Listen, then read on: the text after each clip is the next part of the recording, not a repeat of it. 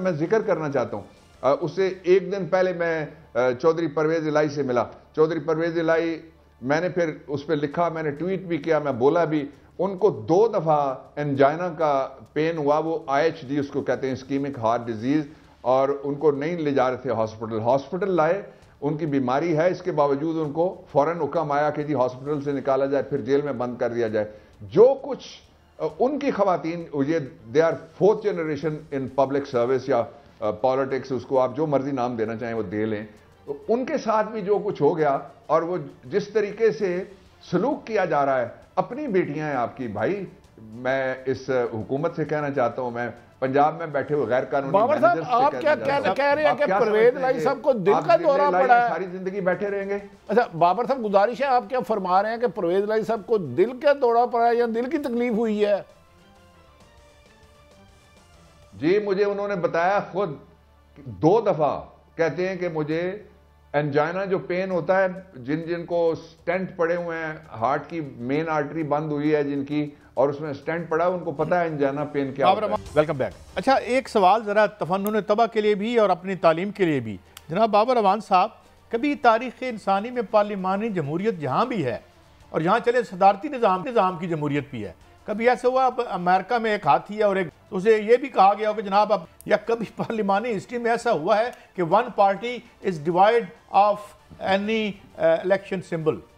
कि हजरत मूसा, मैं उसका तर्जमा कर देता हूँ, वो मक्का रवाद के मक्का शरीफ गया था, गधा साथ मुड़ के आया, तो वो गधे का गधा ही था, इसलिए वो हाथी कभी भी नहीं बन सकता। नहीं, मैं उसकी बात कर रहा हूँ कि जो सिंबल है डेमोक्रेटिक्स की और रिपब्लिकन के, एक हाथी है और एक गालबन गधा है। नहीं, उधर तो निशान है ही नहीं, आई थिंक।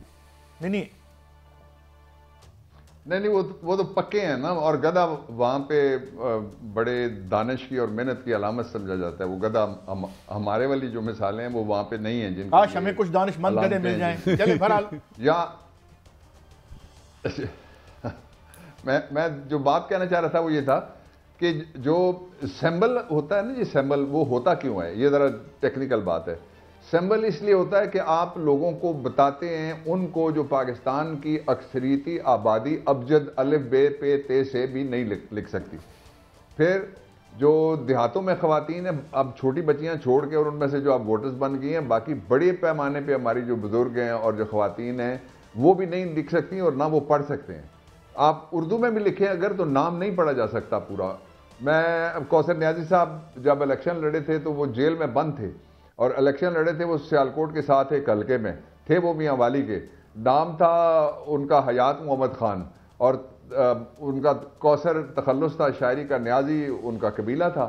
तो जब नतीजा निकला वो जीत गए, तो उन्होंने कहा कि जो कौसर न्याजी हैं वो हार गए और हयात मोहम्मद खान जीत गए। लोगों को नहीं पता होता कि ये अखबारों ने छापा उस दौर के कि नाम क्या है।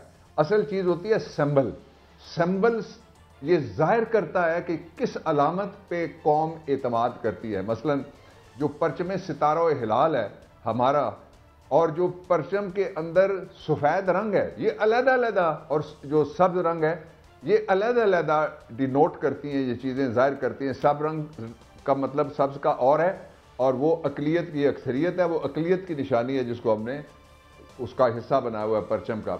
अच्छा, फिर सितारा ये कि इसका मुस्तकबिल चमकेगा, और हिलाल तो हमारा वो है जो हमारी हर बड़ी, जो जहाँ पे हमारी तकदीस वाबस्ता है, हमारा नज़रिया वाबस्ता है, वो हिलाल वहाँ आप देखेंगे तो आपको हर जगह पे नज़र आएंगे। तो इसी तरह से कोई जमात, कोई जमात भी हो, उसकी अपनी पार्टी का एक सिंबल है जिसके साथ लोग अपने आप को एसोसिएट करके वोट डाल सकते हैं। ये तो डिसएनफ्रेंचाइज करने वाली बात, यानी वोट के हक से करोड़ों लोगों को महरूम करने वाली बात है कि अगर आप किसी के सिंबल के बारे में कन्फ्यूजन पैदा करते हैं, नंबर 1 कि एक जगह आप बल्ला और साथ आप पेंसिल लगा दें। अब जो बल्ले का साइज है वो और है, और बल्ले का साइज तो this half of a table है, लेकिन पेंसिल ये है। जब कागज में ये दोनों आएंगे, इस कागज पे जब ये दोनों आएंगे, तो ये बल्ला है और ये ऊपर नीचे इसको रख दें। इसी तरीके के साथ आप एक हाकी लगा दें, उसके साथ नीचे कोई आप तीर से मिलती जुलती चीज लगा दें, शेर के साथ आप गधा लगा दें या बिल्ली लगा दें, तो लोग कंफ्यूज होंगे। इसलिए सुप्रीम कोर्ट ऑफ पाकिस्तान से भी मेरी, और जो बाकी अदालतें हैं उनसे भी मेरी ये दरख्वास्त है दर्दमंदाना, और ये बैसियत आइन साज साबिक वज़ीर कानून की हैसियत से मेरी दरख्वास्त है उनसे, और वकील की हैसियत से भी है, और उसके बाद जाहिर है मैं वोटर भी हूँ उसकी हैसियत। अच्छा बाबर साहब एक बात फरमाइए, मैं पाकिस्तानी हूँ सबसे पहले। साइफर केस में जो सुप्रीम कोर्ट ने बेल दी और जो जज साहबान ने रिमार्क्स दिए, उससे तो बादिल नज़र में लगता है साइफर सिफर हो गया। उन्होंने कहा साइफर तो गुम ही नहीं हुआ, वो तो वजारत खारजा में पड़ा है।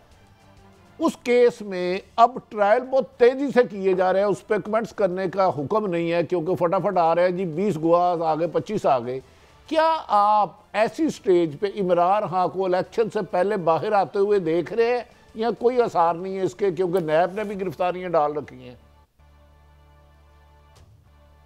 देखिए, जो मर्जी गिरफ्तारियां डाल के रखे, सब जगह बेल्स गई हुई हैं। अगर आला अदालतें चाहेंगी तो नीचे, तो आपको याद है जब ट्रायल हो रहा था, भुट्टो का ट्रायल हो रहा था, जिसको मैंने सुप्रीम कोर्ट ऑफ पाकिस्तान में रेफरेंस फाइल करने के बाद खड़े होकर कहा था कि this was not a trial of a murder, it was murder of a trial. एक बात, और दूसरा ये है कि उस वक्त तो एक मौलवी मुश्ताक थे, अब पता लगता है कि पूरी एक नर्सरी कहीं पे मौलवी मुश्ताकों की बैठी हुई है। ये क्या तरीका हो सकता है ट्रायल को फेयर करने का कि वकील कोई मौजूद ना हो, उसकी गैर मौजूदगी में बयान लिखा जाए। पहला बयान जो आज़म खान का लिखा गया वो उस वक्त लिखा गया जब लॉ ये कहता है कि इमरान खान को नोटिस जाना चाहिए, नोटिस नहीं है, उसका वकील होना चाहिए, वकील नहीं है, उसकी जरा होनी चाहिए, जरा नहीं है, उसका मौक़िफ़ होना चाहिए, मौक़िफ़ नहीं है।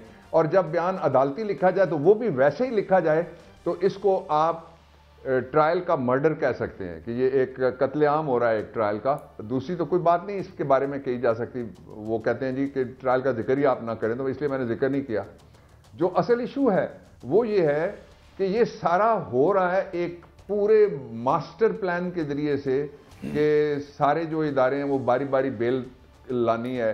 ये जो करने वाला है, कराने वाला है, वो ये भूल गया है कि वो उसने लोगों से वोट लेके आना है। को किसी जो अमेरिका की अप्रूवल साइफर वाली से वो नहीं आ सकता इक़्तिदार में, किसी कीमत पे भी नहीं आ सकता। लेकिन मैं ये जो बात कर रहा था ना जी कि लोगों को हक से महरूम ना किया जाए, मैं थोड़ी सी और उस पर 2 जुमले ये कहना चाहता हूँ कि आप कोई पूछ ले, कोई अदालत किसी से सर्वे करवा ले और पूछे कि आप नाम पढ़ के 11 नाम लिखे हों या 22 नाम लिखे हों, एक एक हल्के में 80-82 82 उम्मीदवार भी होते हैं।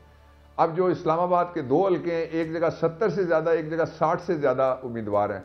उसमें स्क्रूटनी के बाद अगर 50 भी रह जाते हैं तो 50 नाम वहाँ खड़े होकर ढूंढना, तो एक आदमी तो फिर पूरा दिन ले लेगा कि वो नाम ही ढूंढता रहेगा, तो किधर से कोई वोटिंग होगी और किस तरह से हम सारे लोगों को केटर करेंगे। इसलिए प्रैक्टिकली इलेक्शन अगर फेयर ट्रांसपेरेंट कराना है, जो यूएन के इदारे की हैंडबुक है उसके मुताबिक, और उससे पहले जो आईने पाकिस्तान है और उसके नीचे बना हुआ जो इलेक्शन एक्ट है, तो फिर भला ये इंसाफ का तकाजा है कि फौरी तौर पे जो लंबी हेयरिंग है वो होती रहे, प्रोविजनल ऑर्डर के जरिए से भला तरीके इंसाफ को दिया जाए, ताकि लोगों के सामने ये रख के उनका फैसला लिया जाए।